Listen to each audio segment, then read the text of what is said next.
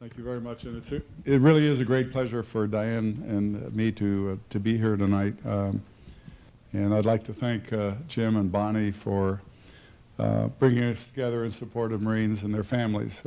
There's no greater calling than to be in this kind of environment. When I had the privilege to open the Foundation's offices in July of 2001, we had $1.5 million in scholarships that had just been awarded, and we thought that was pretty neat. This year, 10 years after that celebration in Old Town, the Foundation will provide nearly 1,500 students with almost $5 million worth of scholarships. That's a tremendous, tremendous growth. In 2001, the organization's net assets were less than $10 million. Today, they're more than $40 million. And so these numbers demonstrate the tremendous increase in support for Marine sons and daughters. At the same time, though, they reflect the increased needs of our family and our Marine families after 10 years of conflict, which have really taken an immeasurable toll on our all-volunteer force.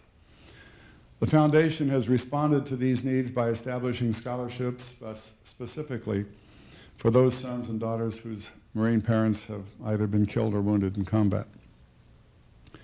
The ability of the Marine Corps Scholarship Foundation to respond to the critical educational needs of these families is possible not only through the deep and abiding commitment of those of you gathered here tonight.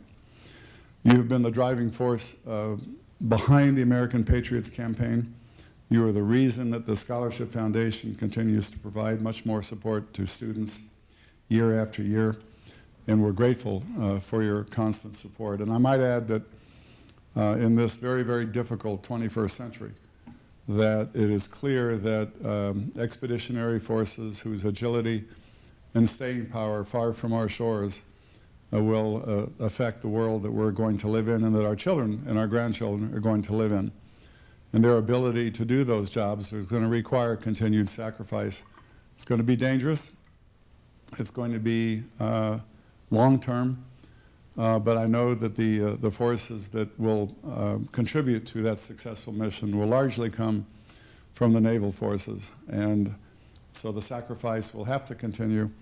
And it's a source of great comfort to all men and women who wear the uniform that there are people like you who have their back and who are willing to make sure that those that they hold most dear, their children, are being cared for and are being thought about. And I can't thank you enough for your continued generosity and concern and compassion for these young people who will eventually be the leadership of our great country. Thank you very much.